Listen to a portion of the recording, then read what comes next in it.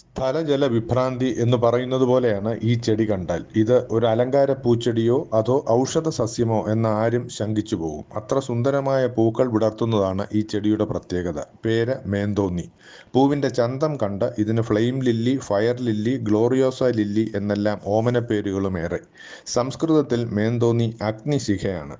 കോൾച്ചിസിൻ, ഗ്ലോറിയോസിൻ എന്നീ 2 ആൽക്കലോയിഡുകളാണ് മേന്തോന്നിക്ക് ഔഷധ മേന്മ നൽകുന്നത്. ഇത് ചെടിയുടെ കിഴങ്ങിലും വിത്തിലും പൂക്കളിലുമെല്ലാം അടങ്ങിയിരിക്കുന്നു. ആയുർവേദ വിധിപ്രകാരം മുറിവ്, നീര്, ചർമ്മരോഗങ്ങൾ, വിഷജന്തുക്കൾ കടിച്ചുണ്ടാകുന്ന മുറിവ് തുടങ്ങിയവയുടെ ചികിത്സയിൽ മേന്തോന്നി ഉപയോഗിച്ചു വരുന്നു. ഹൃദയത്തെയും ഗർഭാശയത്തെയുമൊക്കെ കാര്യക്ഷമമാം വിധം വികസിപ്പിക്കാനും ചുരുക്കാനുമുള്ള കഴിവ് മേന്തോന്നിക്കുണ്ട്.